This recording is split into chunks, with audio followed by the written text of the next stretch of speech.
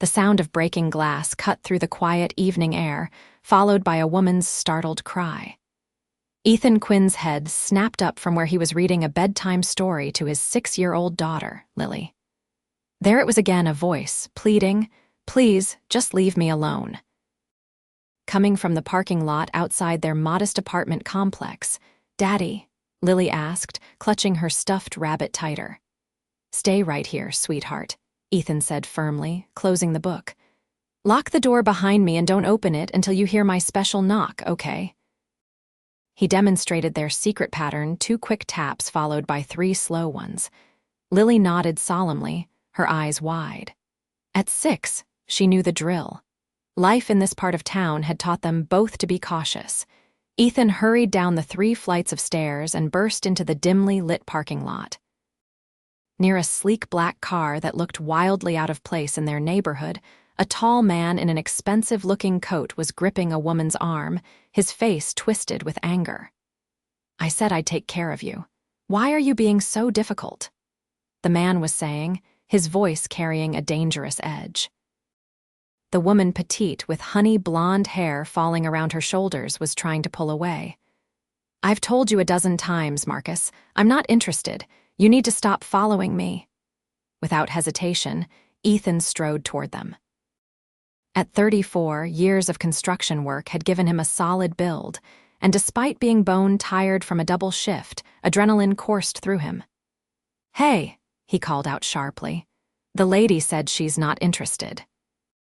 The man, Marcus, turned with an expression of disbelief that someone would dare interrupt him. "This is a private conversation. Mind your own business." The woman used the distraction to wrench her arm free, stepping back. In the glow of the street lamp, Ethan could see she was stunning elegant in a simple blouse and jeans, with intelligent green eyes that now flashed with both fear and relief.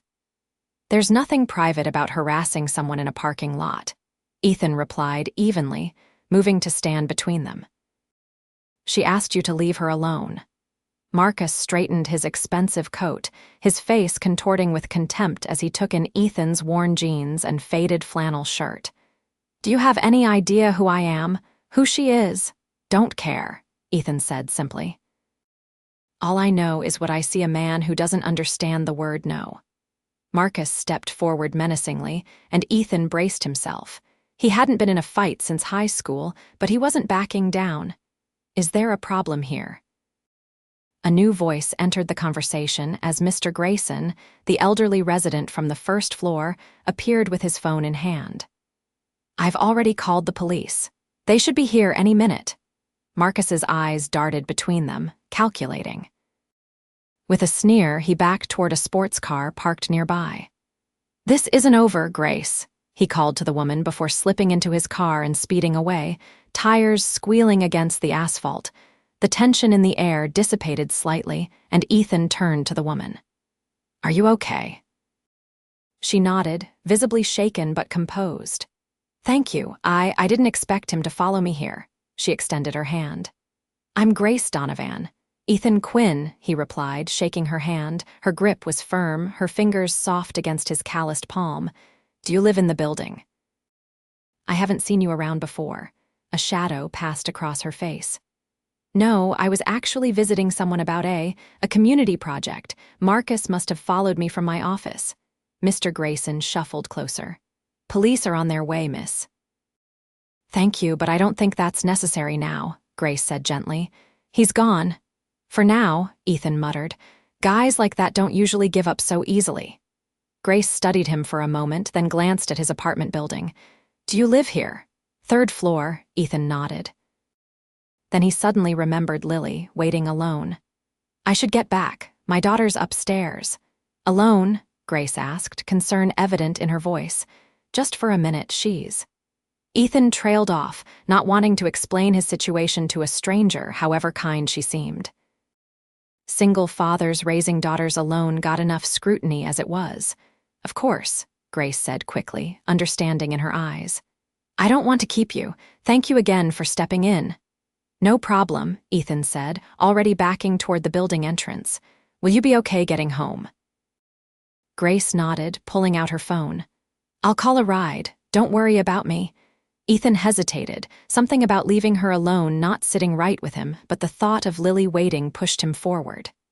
"Take care, Grace," he said finally, before hurrying back inside. When he reached his apartment and gave the special knock, Lily flung open the door, relief washing over her small face. "Daddy, what happened?" Ethan lifted her into his arms, her familiar weight centering him. "Just helping someone out, Lilybug. Nothing for you to worry about." As he tucked her back into bed and resumed their story, his mind kept drifting to the woman in the parking lot, Grace Donovan, with her intelligent green eyes and the quiet strength beneath her fear. Something about her lingered with him, though he knew their worlds were likely as far apart as could be. The next morning brought the usual rush of making Lily's breakfast, packing her lunch, and hustling her off to school before heading to the construction site where Ethan had been working for the past 4 years. The previous night's encounter felt like a strange dream until his phone buzzed with a text from an unknown number as he was driving to work. "This is Grace Donovan from last night. Hope you don't mind the gentleman from the first floor gave me your number. I wanted to properly thank you." "Perhaps coffee?" Ethan stared at the message at a red light, wondering how Mr. Grayson even had his number before remembering the tenant directory they'd all filled out last year. He hesitated before typing back. "No thanks needed. Just did what anyone should do." Her response came quickly. "Not everyone would have. Please let me at least buy you coffee, I insist." Something about her persistence made him smile. "I work construction hours, not much time for coffee breaks. Dinner then, with your daughter too, of course." Ethan's thumb hovered over the screen. Dinner, with a woman he'd just met. And with Lily. He hadn't dated since Julie died 3 years ago, couldn't even imagine navigating that complexity while raising Lily alone and keeping them financially afloat. But this wasn't a date, he reminded himself. She just wanted to say thank you, and if he was honest, the thought of a meal he didn't have to cook or scrounge up money for was appealing. "Okay, but nothing fancy. We're simple people," he finally texted back. "How about Rosa's Diner on 5th Street, tomorrow at 6, she suggested. Rosa's was a family-friendly place where he occasionally took Lily for a treat when they had a little extra money. It was perfect casual, comfortable, and within his budget in case he insisted on paying his share. "We'll be there," he confirmed, then put his phone away as he pulled into the construction site. Throughout the day, as he helped frame the new luxury apartment complex going up on the edge of downtown, Ethan found his thoughts repeatedly drifting to Grace. There had been something almost familiar about her, though he was certain they'd never met before. He would have remembered.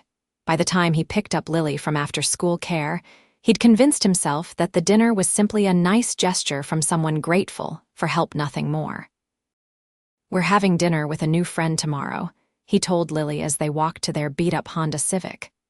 "A girlfriend?"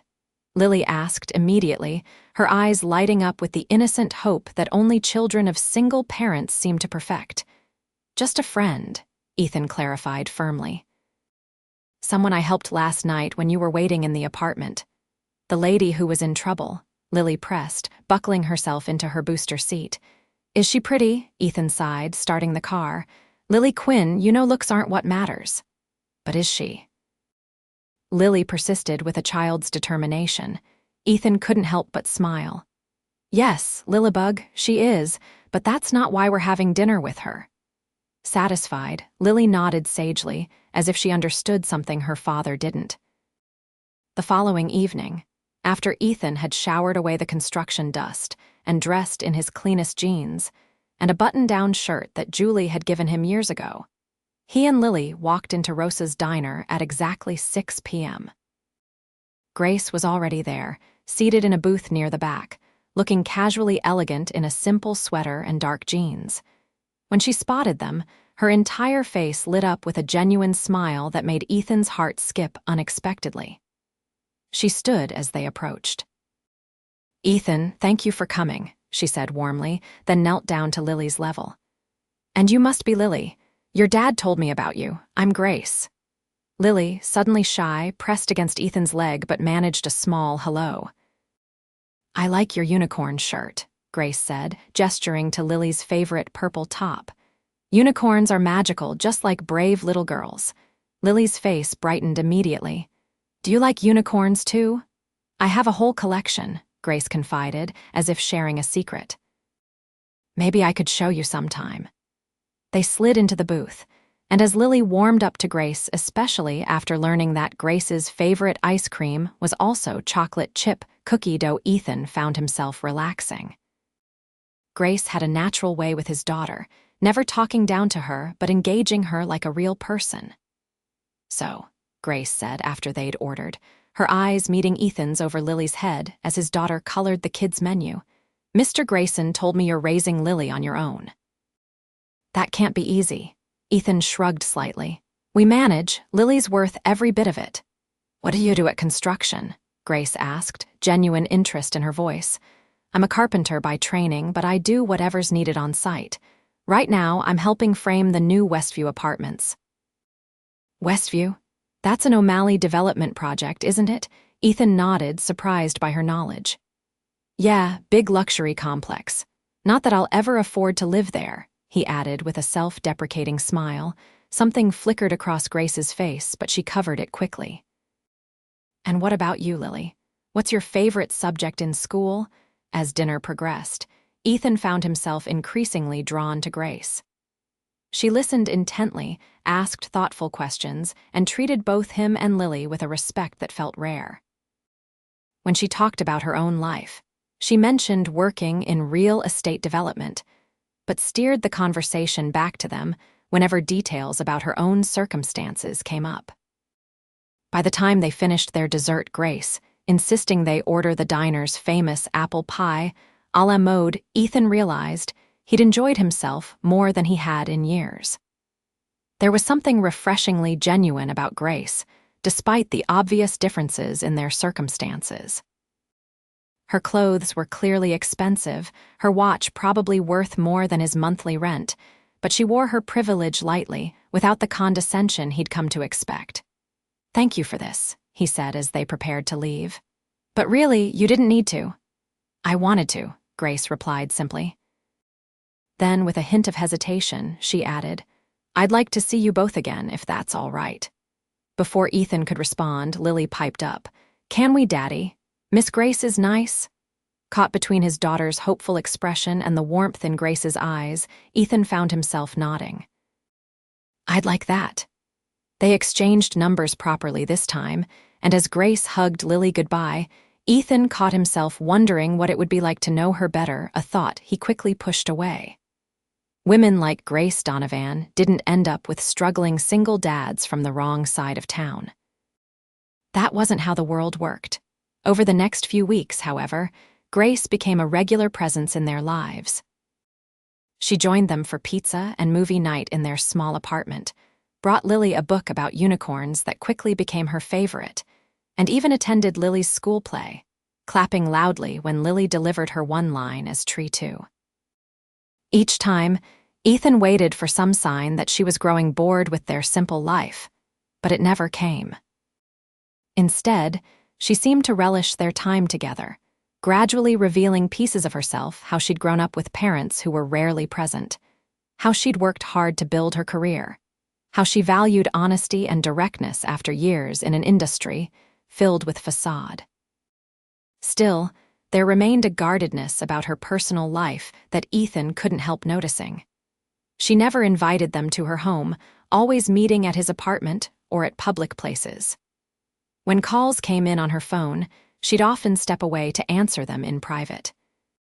Ethan told himself it wasn't his business they were friends, nothing more, despite the growing attraction he felt toward her. Then came the night that changed everything. It was a Friday evening in October, nearly 2 months after they'd met. Grace had joined them for dinner and was helping Lily build a fort in the living room when Ethan's phone rang.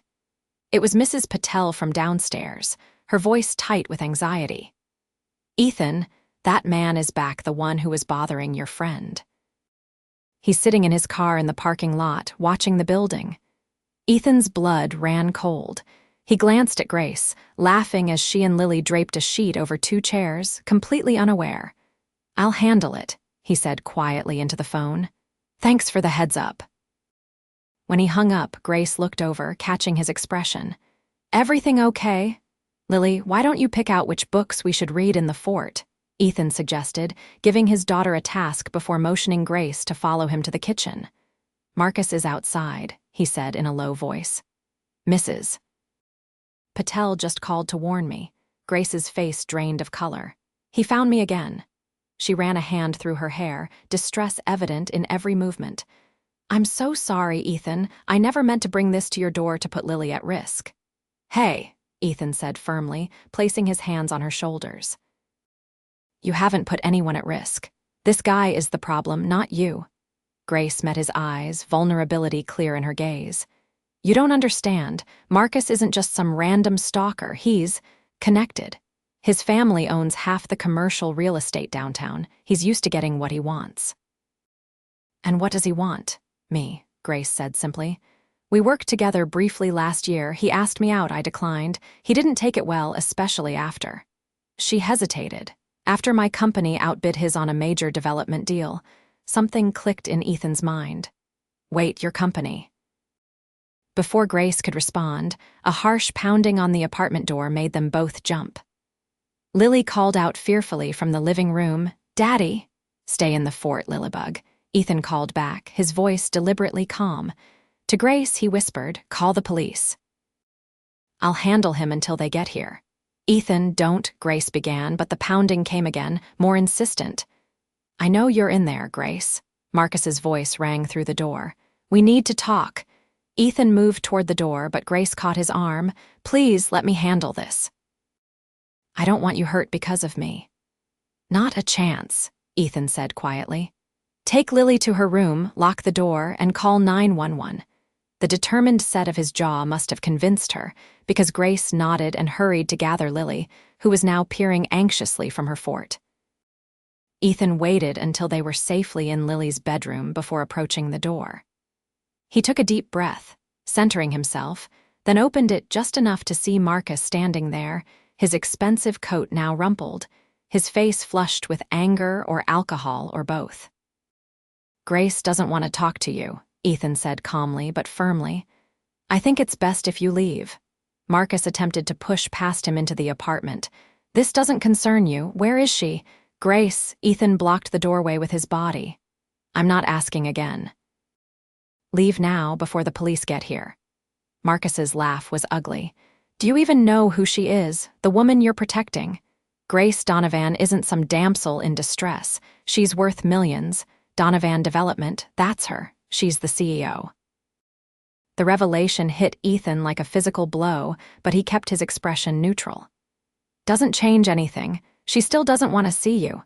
Marcus leaned closer, the smell of scotch heavy on his breath. "She's using you, you know. Probably some charity project for her helping the poor single dad from the bad part of town. Makes for good PR."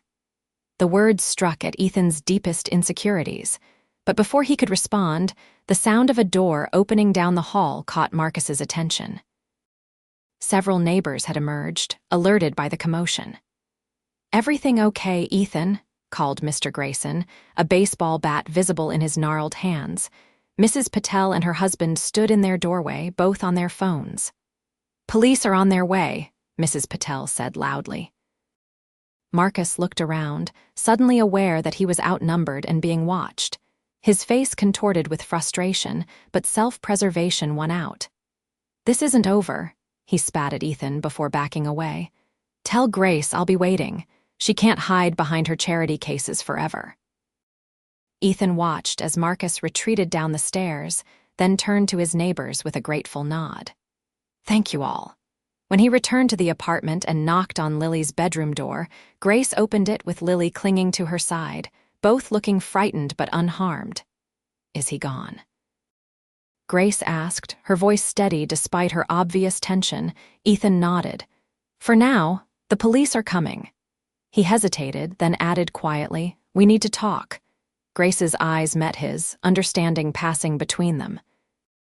"Lily, sweetheart," she said gently, Why don't you show me how you organized your books while we wait for the police?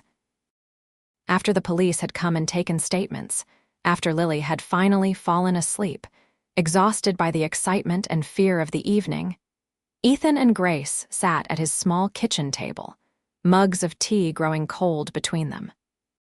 So, Ethan said, breaking the silence that had stretched between them, Donovan Development, "You're the CEO." Grace nodded, her fingers tracing the rim of her mug. "I was going to tell you." "When?" "I don't know," she admitted. "At first, I thought it wouldn't matter, we'd have coffee, I'd thank you, and that would be that. But then I met Lily and you properly, and I liked being just Grace with you both." Ethan leaned back in his chair, trying to process everything. "The Westview apartments I'm working on, that's your project, isn't it?" "Yes," she said quietly. "One of many, but yes." "And the community project you were supposedly visiting the night we met." Grace looked down. "I was actually touring this neighborhood. My foundation is looking into affordable housing initiatives, and I wanted to see the area firsthand, not just through market research reports." Ethan ran a hand over his face, feeling a strange mix of betrayal and understanding. "Why not just tell me the truth?" "Because people change when they know," Grace said, her voice suddenly passionate. "They either want something from me, or they treat me differently, like I'm not quite real anymore, just a walking checkbook or a business opportunity. With you and Lily, I was just Grace. Not Grace Donovan, CEO. Just me." Ethan studied her face, seeing the genuine emotion there. "Marcus said I was a charity project. Marcus is an entitled, vindictive man who can't stand that I've rejected him professionally and personally," Grace said firmly. "Nothing about my feelings for you or Lily has anything to do with charity." "Your feelings?" Ethan echoed. Color rose in Grace's cheeks. "I care about you both, more than I expected to, more than is probably wise, given how I've started things with dishonesty." Ethan was silent for a long moment. Part of him wanted to be angry at the deception, but he couldn't deny the connection that had grown between them over the past weeks, a connection that had felt genuine despite the omissions. "What happens now?" he finally asked. "That depends," Grace said carefully, "on whether you can forgive me for not being completely honest from the start, and on whether you can believe that my feelings for you have nothing to do with your circumstances or mine." "And what exactly are your feelings?" Ethan pressed, needing to hear it directly. Grace met his eyes steadily. "I'm falling in love with you, Ethan Quinn, with your integrity, your dedication to Lily, your quiet strength. I love how you never make me feel like I need to be anything other than who I am, even when you didn't know the whole truth." The simple honesty of her words struck Ethan deeply. "I've been fighting my feelings for you," he admitted. "Telling myself someone like you would never be interested in someone like me." "Someone like me?" Grace echoed with a sad smile. "You mean someone lonely, someone who's surrounded by people who want things from her but rarely see her, because that's who I really am beneath the CEO title." Ethan reached across the table, taking her hand in his. "I see you, Grace. I have from the beginning. I just didn't know I was seeing all of you. And now that you do..." There was vulnerability in her question, a fear of rejection that surprised him. "Now we start over," Ethan said. With complete honesty this time. Relief washed over Grace's face. "I'd like that." The days that followed brought adjustments for both of them. True to his word, Ethan insisted they start fresh, with Grace showing him and Lily the parts of her life she'd kept hidden. She took them to her penthouse apartment overlooking the city, where Lily was enthralled by the promised unicorn collection and the view from the balcony. For his part, Ethan had to work through his own pride and insecurities. When Grace offered to help with some of Lily's expenses, his initial instinct was to refuse, until she pointed out that sharing resources was part of caring for someone. "I'm not trying to take over or suggest you can't provide for her," Grace explained carefully one evening as they sat on her balcony after Lily had fallen asleep inside. "I just want to be part of your lives, and this is one way I can contribute." Gradually, they found their balance. Grace set firm boundaries with Marcus. involving her company's legal team when he made one final attempt to contact her. The restraining order that followed, coupled with the very public statement from Donovan Development about harassment and respect in the business community, finally ended his pursuit. 6 months after that fateful night in the parking lot, Ethan found himself standing in Grace's kitchen, watching as she and Lily made pancakes together on a Sunday morning. The domesticity of the scene struck him powerfully how naturally they had become a unit, the three of them navigating their different worlds to create something new together. "Daddy, Grace is teaching me how to flip them in the air," Lily announced excitedly, her face smudged with flour. "Just don't flip them onto the ceiling," Ethan warned with a smile, catching Grace's eye over Lily's head. Later, after Lily had gone to play in the room that was now officially hers in Grace's apartment, complete with unicorn decals on the walls and a bookshelf that Grace kept stocked with new adventures, Ethan pulled Grace onto the balcony, the spring air warm around them. "I've been thinking," he said, his hands resting lightly on her waist. "That sounds dangerous," Grace teased, her eyes sparkling. "Very funny," Ethan replied with a mock scowl. "I'm serious. These past months, watching you with Lily, seeing how we fit together despite everything that could have kept us apart, it's made me realize something." "What's that?" Grace asked, her expression growing more serious as she registered the emotion in his voice. "That sometimes the most unexpected meetings change everything," Ethan said softly. "That night in the parking lot, I was just trying to do the right thing. I never imagined I'd be standing here now, completely in love with you." Grace's breath caught. Though they'd expressed their feelings for each other in the months since that night in his kitchen, there was something different in his tone now, something more definitive. "I love you too," she said, reaching up to touch his face. "More than I knew was possible." Ethan took a deep breath, then reached into his pocket. "Which is why I wanted to ask you something."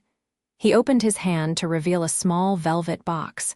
"It's not extravagant," he said quickly. "I saved up. I wanted it to be from me." Grace's eyes widened as he opened the box, revealing a simple but elegant engagement ring, a single diamond catching the sunlight. "Grace Donovan, will you marry me? Will you let Lily and me be your family, officially and completely?" Tears sprang to Grace's eyes. "Yes," she whispered. "Absolutely yes." As he slipped the ring onto her finger, they both heard a small gasp from the doorway. Lily stood there, eyes wide with excitement. "Are you going to be my mom now?" she asked Grace directly, with a child's beautiful simplicity. Grace knelt down, opening her arms to Lily, who ran into them without hesitation. "If that's okay with you," she said, her voice thick with emotion, "I would love to be your mom." Lily's arms tightened around Grace's neck. "I already told my friends at school that you are," she confided, making both adults laugh through their tears. Ethan joined them, wrapping his arms around the two people who had become his world. From a chance encounter in a darkened parking lot to this moment of perfect clarity, their journey had been unexpected but undeniably right. 1 year later, in the garden of their new home, a comfortable house in a good school district, chosen together with both practicality and joy in mind, Ethan and Grace exchanged vows with Lily standing proudly between them, officially becoming the family they had already been in their hearts. "From strangers to forever," Grace said in her vows, her eyes never leaving Ethan's. "Thank you for defending me that night and every day since, not just from danger, but from loneliness, from doubt, from the barriers I'd built around my heart." "From construction worker to partner in all things," Ethan responded, his voice steady and sure. "Thank you for seeing me, really seeing me, and for loving Lily and me exactly as we are, while helping us become more than we ever dreamed possible." As they celebrated with friends and family, including the neighbors from Ethan's old apartment building, who had become dear friends, Ethan found himself reflecting on the extraordinary chain of events that had brought them together.